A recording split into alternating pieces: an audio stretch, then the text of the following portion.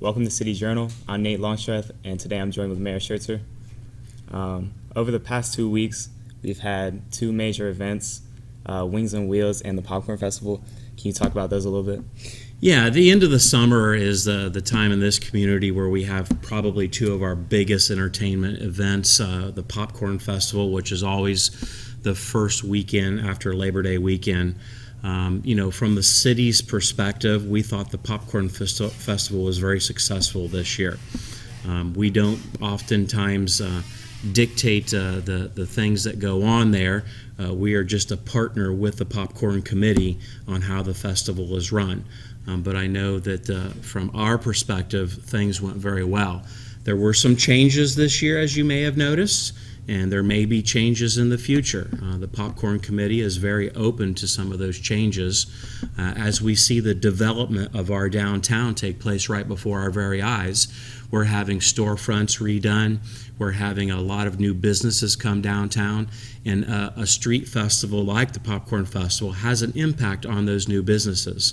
So everybody's open-minded and sitting down and having a debrief here in the next couple of weeks to talk about what are some of the impacts to that and what maybe some of the changes might be to improve things in downtown Marion when it comes to the Popcorn Festival. I think most people don't understand that the Popcorn Committee makes most of the major decisions. Yeah, that's exactly right. I know oftentimes people will complain about the entertainment or they'll love the entertainment. I can assure you the mayor and the city of Marion do not pick the entertainment. The Popcorn Committee has their own entertainment committee, and they are the ones that seek out the entertainment that performs at the Popcorn Festival. And I can tell you with the weather this year, we had some phenomenal crowds for the entertainment. They said Thursday night was a really good crowd. Saturday was a great crowd. But all the performers this year were super nice. They were easy to get along with. And so I was impressed with the entertainment this year. I often don't know who the entertainment is unless it's a band from my youth or something from the 80s or 90s. So I kind of had to look up the entertainment this year, but they all performed very well and put on a good show for the residents of Marion. And, things like the popcorn parade. I've had some people that loved the shortened popcorn parade and the new route, and some people didn't like it. But that's a decision made by the Popcorn Committee, and we work with them. I think in a couple of years, people will be used to the new route and the shortened version of the Marion Popcorn Festival. From our perspective, the parade was over before dark. We start to get a little bit concerned when the sun sets and it gets dark and the parade's still going on. From a safety point of view, it was easy for everybody to disembark from the parade this year than it has been in previous years. You had 3 ways that you can disembark, and there are a lot of kids in the parade, so we have to take those safety issues into consideration. Can you explain more about the purpose of Wings and Wheels? Yeah, we had our 5th annual Wings and Wheels held at the Marion Municipal Airport. This is a kind of an air show and a car show, thus Wings and Wheels. And it's really was designed a few years ago by our aviation director and some of our board members at the Airport Commission to really highlight and promote the Marion Municipal Airport. There are actually a lot of people in this community that don't realize or have never been out to the Marion Municipal Airport. So we're making some big improvements out there, and this is a way to get our residents and visitors from outside of Marion to come into town and enjoy a small air show with Wings and Wheels. This year, one of the featured events was the Tuskegee Airmen. And again, as a former history teacher, I can tell you there are a lot of people that don't know anything about the Tuskegee Airmen. Dr. Brown, who was the featured guest of the Tuskegee Airmen exhibit this year, actually lives right here in Central Ohio. And who knew that we had a living Tuskegee Airman from right here in Central Ohio? Dr. Brown was very gracious with his time, and he talked to anybody, and he gave autographs, and he signed the book about the Tuskegee Airmen. It was interesting. He was an actual pilot during World War II, and there aren't very many of them left that were the actual fighter pilots during World War II. and he talked about how he was shot down and almost captured and crash landed, and all the trials and tribulations that he had to go through as a pilot in the 1940s. After he got out of the military, though, he got his doctoral degree in education and worked at Columbus State Community College, and still resides here in Central Ohio and up around the Lake Erie. So it was great to have them here. I think that the military aircraft are a big attraction at Wings and Wheels. And our new aviation director, Matt Arnold, he's a former Top Gun naval aviator. So he's going to be able to attract a lot of military-style aircraft and to the community and into our Wings and Wheels. We don't know exactly how many participants and guests came out, but the weather was beautiful and there were a lot of folks out there during Wings and Wheels. We also did the groundbreaking ceremony this year. Some people may know that we're getting a new airport terminal at the Marion Municipal Airport. We got a $600,000 grant from the Federal Aviation Administration, and we've been banking money for the past 8 years to build a new airport terminal. Yeah, I didn't know anything about that, so that's really cool. Yeah, our original terminal was built in 1953, and I can tell you the taxpayers of this community got their money's worth for the original terminal that we have out there. The terminal is often the front door to our corporate guests here in Marion. We have a lot of corporate jets that fly in and out from the Bradley Corp, Poet Biorefinery, and Whirlpool. So it's great having them come in here and having this new terminal, which will be up and running by next summer. Okay, we're going to take a break, and we'll be right back with the City Journal.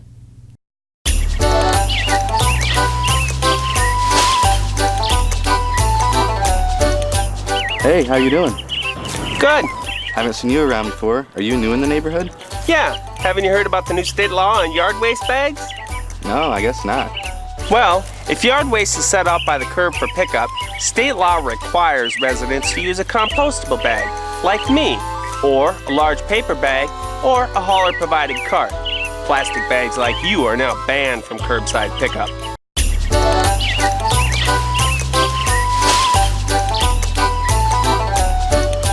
This is the other new bag in the neighborhood. Hi guys, what's shaking? Hey there, welcome. Welcome back to City Journal. So I understand that the city just received a grant for the fire station. Well, it wasn't for the fire station, but was for the fire department. And yeah, we were very fortunate enough to get what they call the SAFER grant. This is the third time that the city has received the SAFER grant, and this is a grant specific for bringing on new firefighters. And I want to make sure to thank Captain Chief Deem of the Marion, or Captain Mike Mikowski and Chief Deem, who were instrumental in writing the SAFER grant. This is a nationally competitive grant, and we were fortunate enough to get 6 new firefighters, which is going to bring us up very close to our pre-recession levels in our fire department. Now, this is a program where you're going to have to take a test if you want to be a firefighter. We are a civil service fire department, so there's a national test that you can go online and take it, and then there will be a physical agility test, and then you will be ranked 1 through however many firefighters or potential firefighters take the test. You really need to come to the table with your fire card and your paramedic training already done, because we don't train our firefighters to do those kinds of things. There is additional training once you get hired, but to get hired, you have to come to the table with that training already in hand. So we'll go through this process over the course of the next 4 months. We're not going to be able to actually hire our first firefighter until March of next year because of the grant parameters that are placed upon us for that. But we're really excited about the SAFER grant, and we're really excited about bringing on 6 new firefighters, which we desperately need because of the fires they fight and the EMS runs they do on a daily basis continue to grow in this community. I also want to give a congratulations to Marion Township Fire Department, for they also were successful in getting a SAFER grant there too. So there are going to be anywhere between 6 to 8 to even up to 10 firefighters hired in this community over the course of the next 4 months or so. Most of those, again, are coming to the Marion City Fire Department, but a few of them to Township Fire as well. So these grants, again, they're competitive nationally. So we were competing with fire departments all across the country when we put in for these grants. And, Captain Mikowski and Chief Deem did a great job in putting together a narrative that was successful for the Marion City Fire Department. We're also going to be applying for what they call the COPS Fast Grant. That grant's not open yet for applications to be submitted. That grant, by the virtue of its name, COPS, will be able to hire more police officers if we successfully get those grants. So we'll be working on that later on this year when they open up the granting period, submission period for something like that. And again, with the COPS grant, we have also been successful in getting those grants in the past as well. So these grants are very helpful in bringing our safety forces back up to the pre-recession staffing levels before we had some of our funding cut by the state of Ohio. And we have almost fully recovered from that recession now.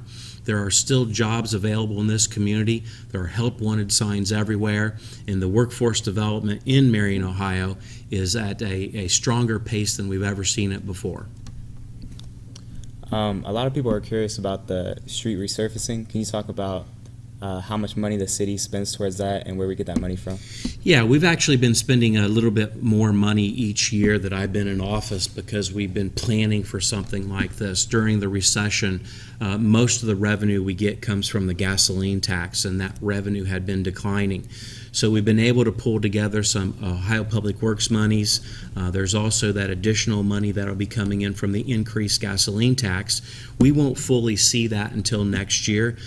On average, per year, we spend about $750,000 maintaining and repaving our streets. This year, we're going to be closer to 1.2, 1.3, and next year, we're going to be well over $1.5 million for maintaining our city streets. Now, the street resurfacing that is still to be done this year will be residential streets primarily.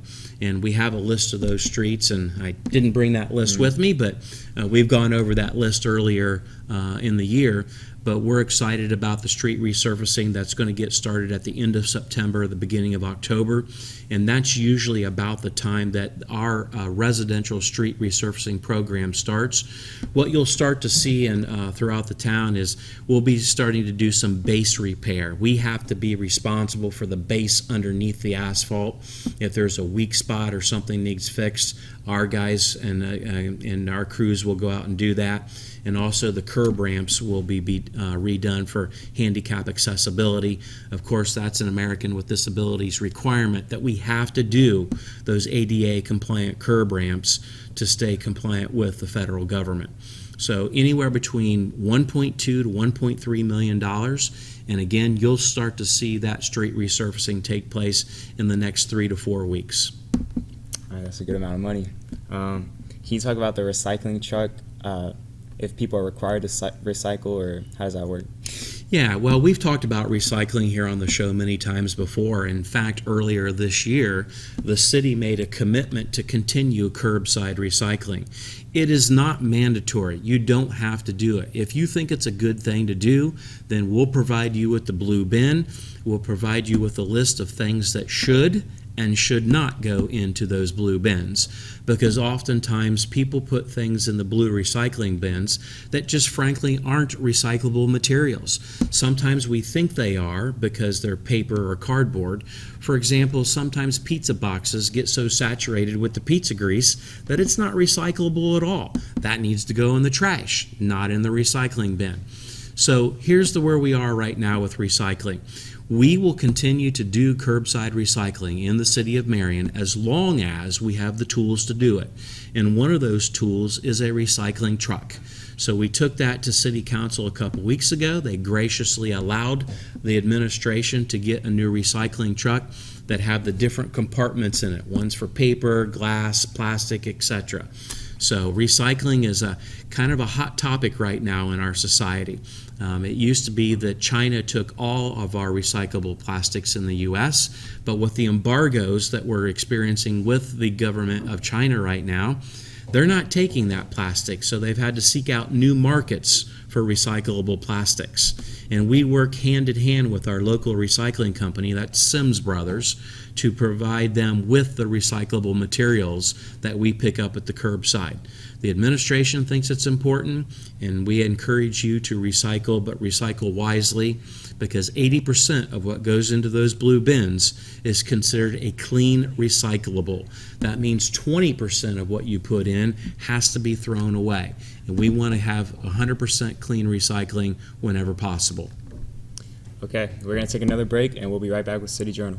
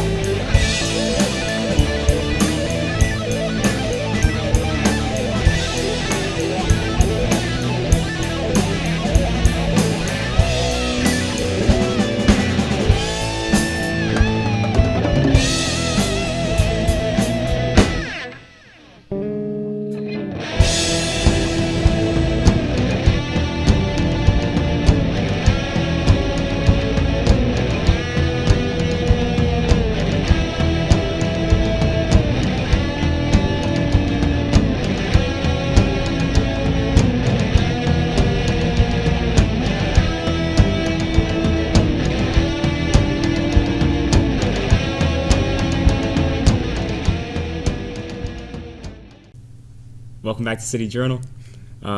So there was recently a new overpass constructed outside the city limits. Can you talk about our involvement in that? Yeah, a lot of people are wondering what the city has to do with an overpass that was being constructed outside the city limits. And I can tell you, the city quickly saw the benefits of our participation in this overpass because it goes over a railroad spur that goes into the intermodal, which creates hundreds of jobs for this community. So the city wanted to be a participant in the funding of this overpass. And the nice thing about this overpass, it was a collaboration between the state, the federal, and local governments. So everybody put a little bit of money into it to allow this $6.34 million overpass to be constructed out there. The local governments, the county was involved, the city, and even Clarendon Township participated in this whole program. So a lot of players came together. It was what is the culmination of collaboration and cooperation in our community, and that lends to a successful community when we're all working together. So we had the ribbon cutting yesterday.